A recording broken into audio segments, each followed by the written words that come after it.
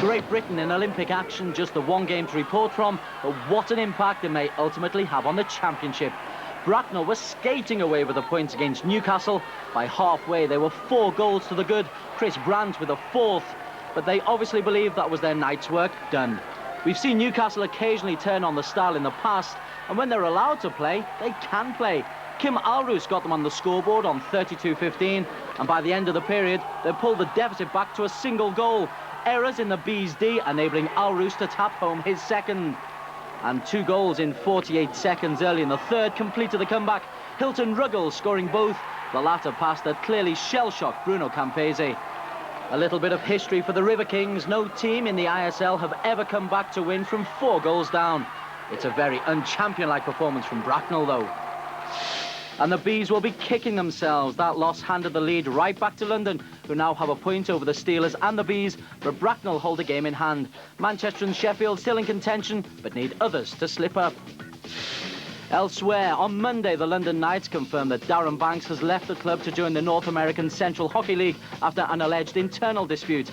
Banks received a gross misconduct for this incident in Ayr, currently under review with Super League.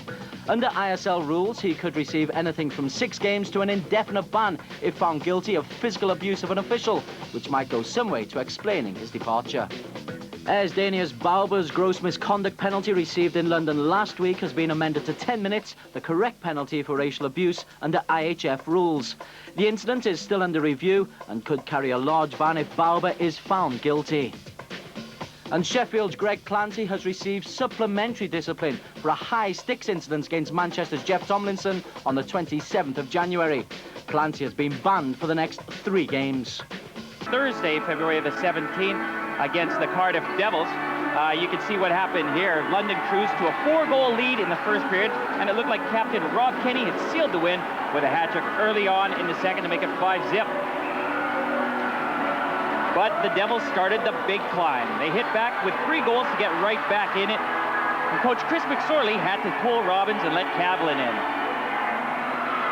2 more goals for Cardiff to tie the game. And what is McSorley left with? Swaps goalies again.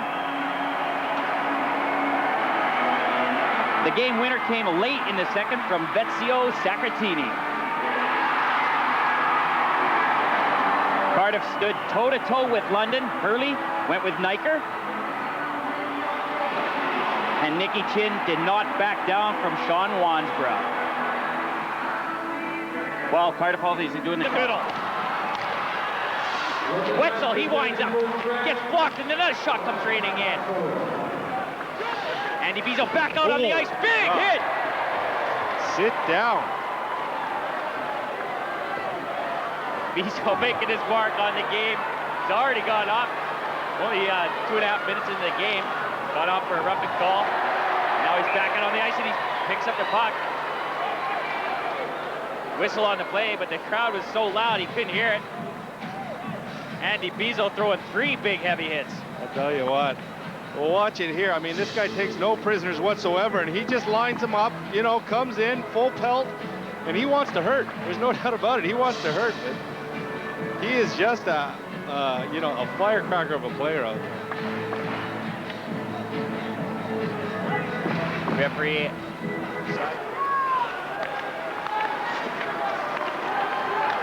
Pass up the hole through the middle. Gains the line, drop pass. Wetzel shoots, he scores! You can just see this line of Wetzel and Ho to Wansborough. Skating around and getting some good opportunities, and Garrett, just like that, it's a 2-2 game. Well, they started to shoot more, Nick. They started to work the puck better. They started to get a couple more shots on net. That's just a lovely little drop to Wetzel there, and he just unleashes one and beats Bernard to the glove side. But it's better play, better work. You know, their vision looks a lot better out there. They felt a little bit more comfortable. They looked a little bit more comfortable that time. But Ho just dropping a nice little drop pass. Wansborough breaking towards the net the way he should do to just get a rebound if it did come out. But fortunately for the Knights, it's in the back of the net, and we got a 2-2 game. Well, Manchester up with a 2-0 lead and couldn't hold on to it. London right back in. It's tied at 2. Out fronted, Bezo scores! Unbelievable, weak pass comes in from Fulci. Bezo manages to one-hand it over over Bernard on the deflection, and it's 3-2, the London Knights lead. Well, I think we maybe should apologize to Andy Wiesel for saying that he doesn't get a lot of points on the scoreboard, but that's a big goal for the London Knights, right, to give them the lead. And it all starts from Bolte. You'll see Bolte break towards the middle of the night, trying to take him on. Wiesel's trailing in right behind him, goes to the net. Both Manchester defensemen, nobody around him whatsoever, and Wiesel just one-hands it up to the top and into the back of the net. A 3-on-3, and Bolte takes 2 to leave Andy Wiesel all alone. Well, that was great work for Bolte just to hang on to it and stay with it. And, you know, Wiesel did his job, broke for the net. But again, defensive error for Manchester allowed him to go in on his own. Well, every contest from now to the end of the season is critical. Bracknell went into the weekend in pole position, but fell behind to Cam Bristow's early strike for Ayr. That lead, though, lasted barely 3 minutes. Colin Ward tipping home the power play equaliser. And in an open first period, 3 more goals were added. Dennis Chassey's blast from the right circle giving the Bees the edge. But the Eagles, playing a weekend double-header either side of the M4, were keen to give their large travelling support value for money. Dino Borba equalised early in the second period. But Bracknell held too many aces for the Eagles' short bench. Cassim Masters tucked home his second. And Todd Goodwin's sweetly taken second short-handed strike of the season proved to be the game winner. The Bees just held on, 5-4. The pressure was on the London Knights to get a win at Newcastle. The Knights, who blew a 5-goal lead at Cardiff on Thursday, were boosted by Mark Vulture's first-minute goal. But you rarely get an easy time at the Telewest, particularly with Mikko Koivunoru around. His power play tied it up. The visitors' lead was re-established early in the second period. Rob Kenny and Rick Brabant assisting Todd Wetzel. And in a game of only 50 shots on goal combined, an error by River Kings' Iro Jarvi proved to be the key play. Brabant said, "Thank you very much." London going on to a 4-2 lead. So despite the late consolation by Koivunoru, Knights recorded their 3rd single-goal win of the year in Newcastle. If nothing else, the Sheffield Steelers have provided entertainment this year. They don't seem to worry too much about giving goals away. That's because they've got Ed Courtney. His equaliser against Cardiff is his 15th power play goal of the campaign, an ISL record. Sheffield had this game won in the first period. By that time, Matt Hoffman had scored the Steelers' go-ahead goal, and the stage had been set for a few more Courtney records. His second goal was his 30th of the season, an ISL record, and also his 62nd point. Guess what? It's an ISL record. Sheffield may not win the league, but they'll enjoy the run-in. Devils given a reminder of Kip Noble's predatory instincts. His points tally up to 34. Sheffield, runaway winners. Back on home ice, Cardiff are a different proposition. Ask London. Things started well against Ayr when Ivan Matulik finished a sweet move. Now, neither team's in the title race, but this game is always intense. And it was the Eagles' greater sharpness around the net that turned the game around late in the second. Rod Tremblay equalising. And then right on the buzzer, Sean Byram scored a second, and the contest took on a completely different complexion. Ayr withstood an 18-5 shots on goal barrage in the third and won the game with a rocket by Jamie Steer. In the closing moments, we had that rarity, a penalty shot. The call is for handling the puck, otherwise known as cheating. Steve Moria took the responsibility. Dave Trofimenkov, the glory. Goals are normally at a premium at the Ice Stadium, so when Steve Roberts gave the Panthers a 3-1 lead over Newcastle, this was already a goal fest. Some of the hockey was gorgeous. Graham Garden made it 5-1. But remember last week when Newcastle came from 4 down to beat Bracknell? Well, they did it again. That gem was Iro Jarvi's hat-trick, and some more Jarvi genius created the River Kings equaliser. The goal on the plate for Mikko Koivunoru. But this is Newcastle. Having done the hard work, they blew it. Jamie Leach with a late winner for the Panthers. But with all due respect, the important ISL action took place at Manchester and Sheffield. There was the obligatory early goal at Sheffield Arena as the league-leading Bees came into town. Dan Seaman with the finish. But Bracknell was still in the game at the end of the first period. Kevin Reels scoring for the Bees. That's 24 for the season.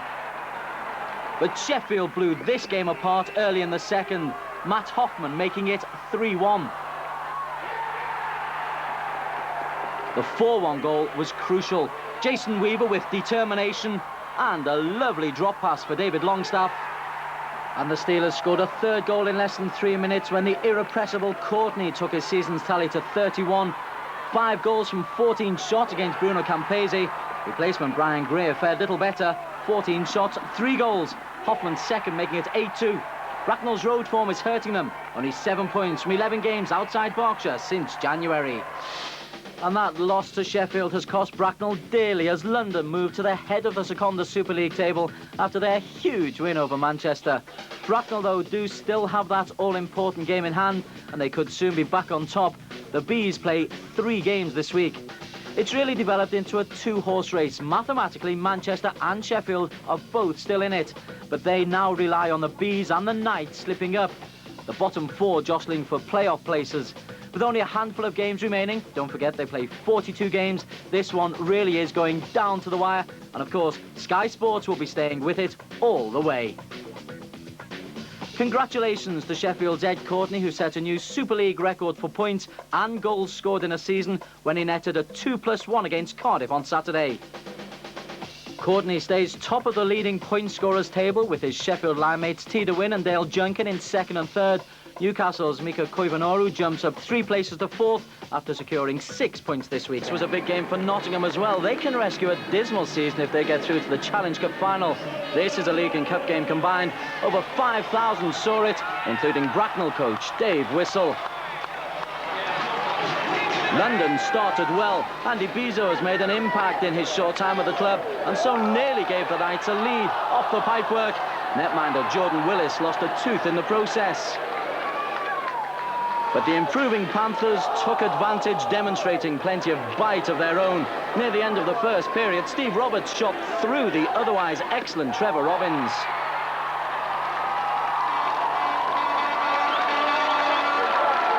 And when Cal Carlson was on hand for a close-range finish midway through the game, there was the sense that this wasn't to be London's night. And before the end of the period, the Panthers had taken a 3-0 lead. Stephen Cooper's shot deflected by Graham Garden, and the title looked like it was heading to the Beehive. And it got worse for London early in the 3rd. Nottingham gave themselves a great platform to make the Challenge Cup final. Garden second, short-handed, something that sums up McSorley's plans for the whole season. 24 seconds later, London at last got something for their 38 shots on goal. Rick Brabant scoring. But that was as close as London got, leading 4-1 with seconds on the clock. Nottingham fans voiced ice hockey old guard approval for Bracknell. A very happy Dave Whistle. The Bees can't now be caught in the title race. On this occasion, Nottingham were good value for the win, but this night is all about the Bracknell Bees.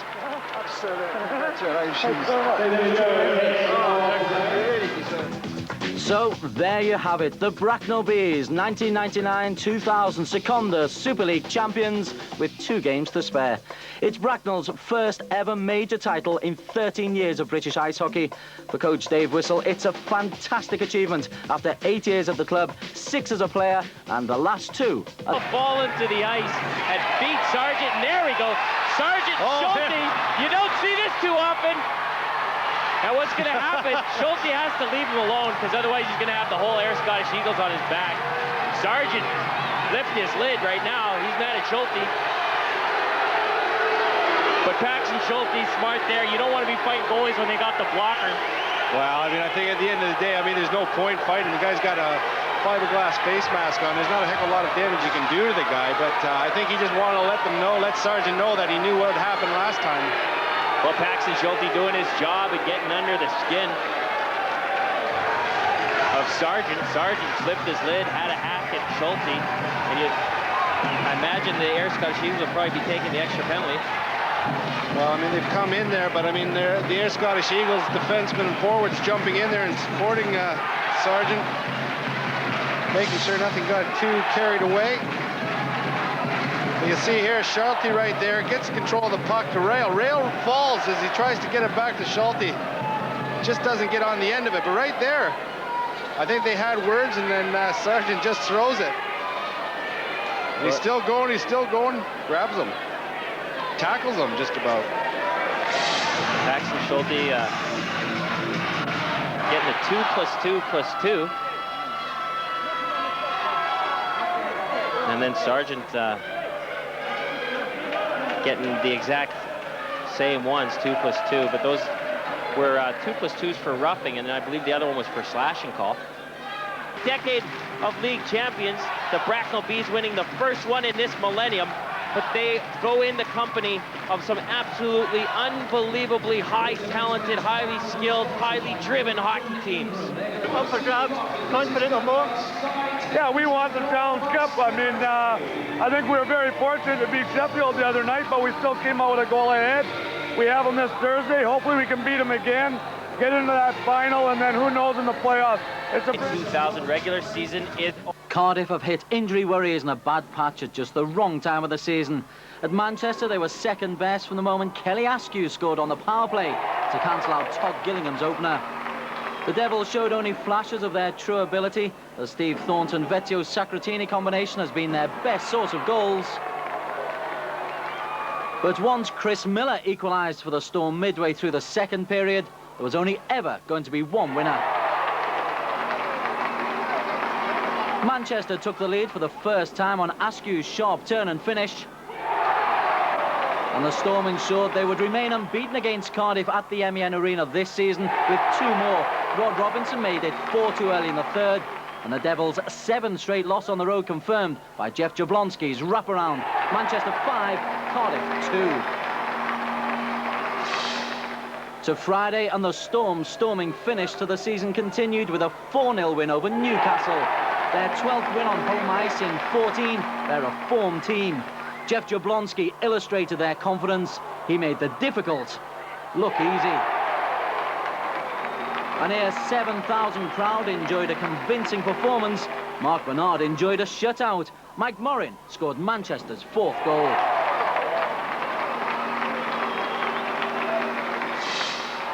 Sheffield ended their league campaign against Ayr. Typical Steelers start, the early goal for Dale Junkin, assists for Ed Courtney and Shane McCosh. Courtney also assisting when McCosh made it 2-0 midway through the first. Sheffield score lots, but concede a few as well. Yves Hérault on the power play, Eagles back in the contest. Only for Courtney to pass the 100 assist mark in helping the fit again Rob Wilson make it 3-1. Dan Clancy would add a 4th, but the never say die Eagles made a game of it. Tony Hand setting up Patrick Loki. And Steelers had a nervous last 10 minutes when Cam Bristow skated clear, but they held on to the points with a 4-3 win.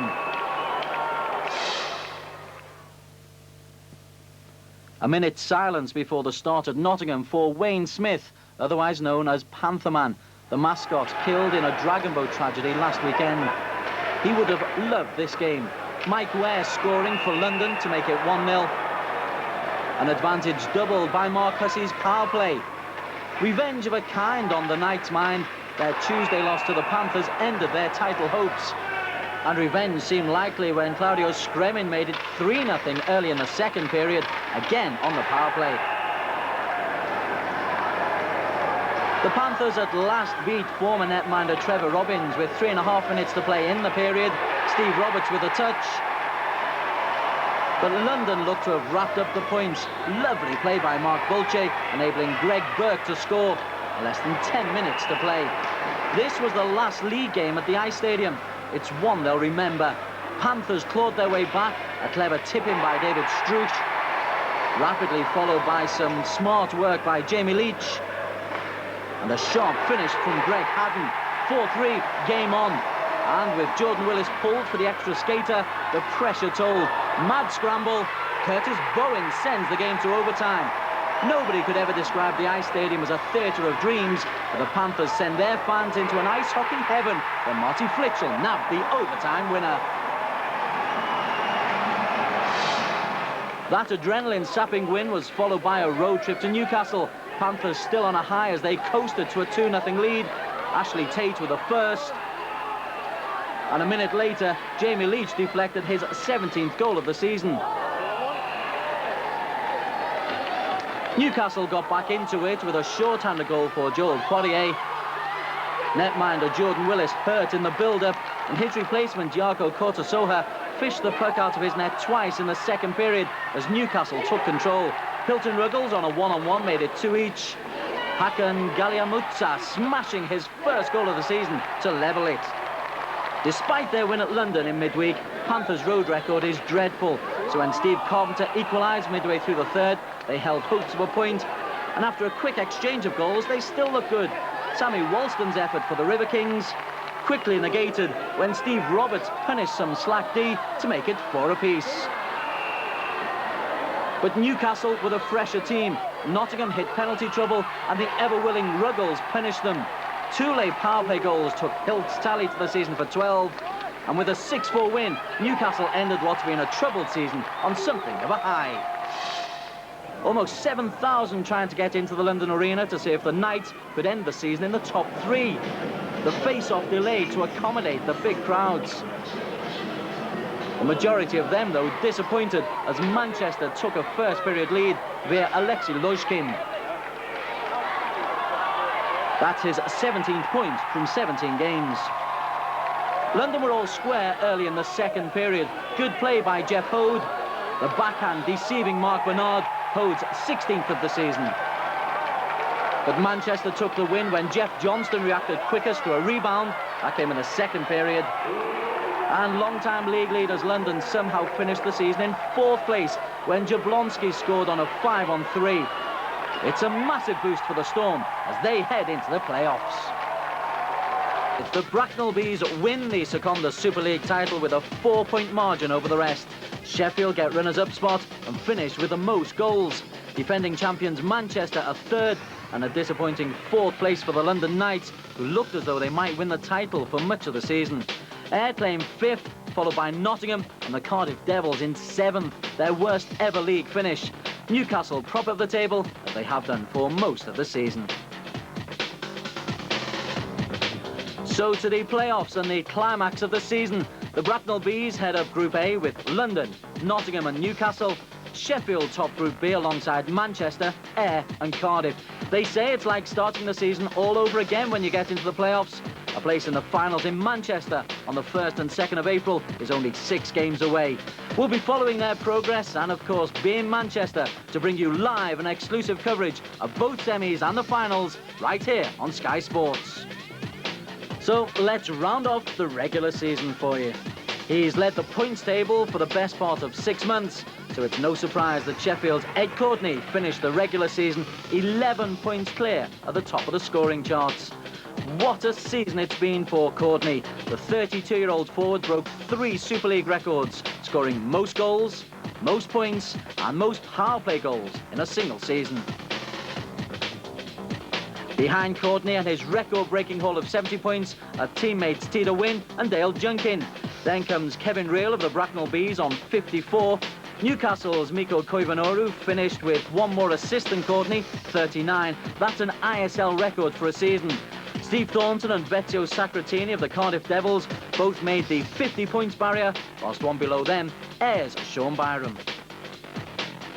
Top of the netminders is Mark Cavillin of the London Knights. It's form like this that kept his goals against average at 2.52. That's a great return, considering he started the season as very much understudy to Trevor Robbins. Just behind Cavillin comes Brian Greer of Bracknell with a 2.54 goals against average. Manchester's Mark Bernard had an excellent second half to the season and finished with a 3rd best rating, ahead of Ayer's Jeff Sargent, who finished just under 3 goals against. 5th was Derek Holofsky of Cardiff, with Trevor Robbins in 6th. The 2 Sheffield Steelers netminders, Sean Silver and Grant Sherburn, finished 7th and 8th, with very little to split them. Congratulations to Rob Stewart of the Bracknell Bees. He's been voted the Sekonda Face to Watch for February. Stewart's been in outstanding form for the Bees as they closed in on their first ever major trophy. Veteran defenceman Rob is one of only 2 players never to have missed a Super League game since the league's formation 4 years ago. London Knights captain Rob Kenny has undergone major surgery to the severe facial injury he suffered when he was hit in the face with a puck against Bracknell 2 weeks ago. He'll certainly miss the rest of this season, and the severity of the injury could threaten his playing career. Rob's now recovering at home in London with his family. We wish him a speedy recovery. And it's official. Belfast Giants will join the Ice Hockey Super League next season. They'll be playing from the 10,000-seat Odyssey Arena. The artist's impressions illustrate a very impressive facility.